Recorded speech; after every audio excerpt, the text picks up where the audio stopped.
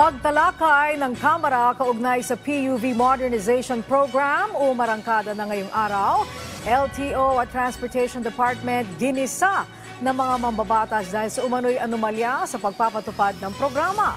Si Luisa Erispe sa Sentro na Balita, live.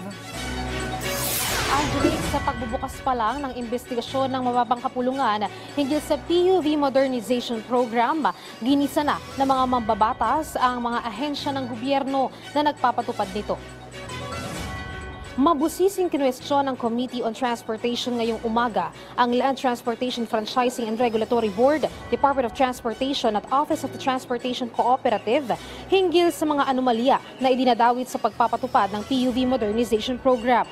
Unang issue na ibinato sa mga ahensya kung magkano nga ba talaga ang presyo ng kada bagong unit ng modern jeepney at magkano ang dapat kitain ng bawat tsuper para mabayaran ito. Sabi ni One Rider Party List Representative Bonifacio Bosita, kung susumahin, aabutin sa 7,000 kada araw ang dapat kitain ng isang driver kung ang isang unit ay nagkakahalaga ng 2.8 million pesos. Para anya maabot ito, posibleng tumaas ng 30 hanggang 40 pesos ang pamasahe sa oras na maimplementa ang programa, bagay na hindi naman diretsahang masagot ng LTFRB. Ang magsasuffer dito, Mr. Chair, yung commuters, kasi doon kukuha ng pambayad ang kooperatiba sa pamamagitan ng mga drivers na kanilang gagamitin. Kaya, if I may suggest, Mr. Chair, dapat mapag-aralan which is which, yung 900,000 pesos cost per unit or 2.8 million pesos per unit.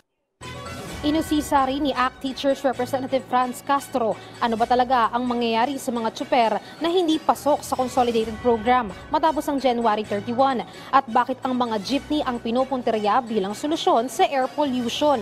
Dahil naman sa hindi diretsahan agad na masagot ito ng mga ahensya, sinabon sila ni chairman o ang chairman ng komite na si Antipolo Representative Romeo Acop. Sabi ni Acop, bakit nga ba nagmamadali sila sa implementasyon ng consolidation kung 10% pa lang naman sa mga LGU ang may aprobadong ruta para sa implementasyon ng modernization program at mahigit 30% pa ng mga LGU ang hindi nagsusumite ng kanilang mga ruta. Walang tao sa inyo na makasagot lahat ng tinatanong na aking kasamahan dito. And it shows na wala talagang nagkukompas dito sa programang ito. Kasi lahat ng tanong tungkol sa modernization program, iba-iba ang sumasagot eh.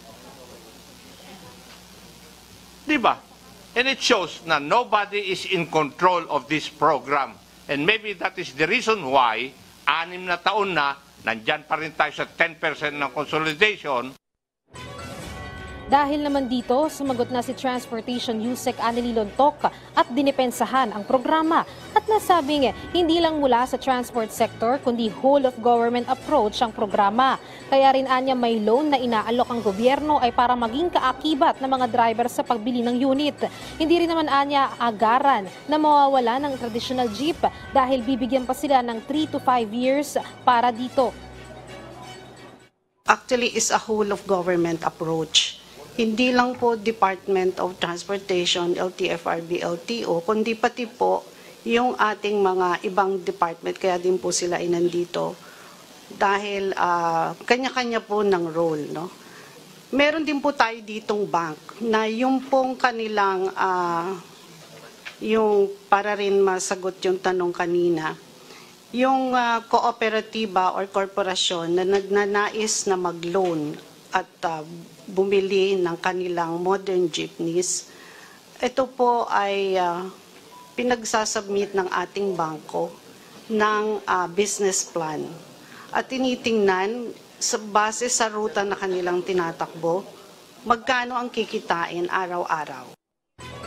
Angelique, dinepensahan din ng LTFRB at ng OTC ang kwestiyon kung ano ang mangyayari sa 38,000 na mga driver na hindi kasama sa consolidation pagkatapos ng January 31. Sabi ng LTFRB, may nakalaang programa ang DOLE para sa kanila at TESDA na livelihood at employment program at may mga kooperatiba na mag-aalok o mag-hire sa kanila para magmaneho ng mga bagong unit. Para naman sa issue ng korupsyon, sa ngayon, isa pa lang yan sa sinisimulang talakayin sa investigasyon. Kinwestiyon ni Santa Rosa City Representative Dan Fernandez kung may korporasyon o kooperatiba ba na nakapasok sa consolidation na hindi naman mga tsuper ang miyembro. Dito na nagsalita ang transport group leader na si Marval Buena at binabanggit na may grupong nagpasok ng mga China-made na modern jeepney. Sa ngayon, pinagsusumite ang LTFRB ng listahan ng mga korporasyon na nag-consolidate para sa programa at kung sino-sino ang mga miyembro nito.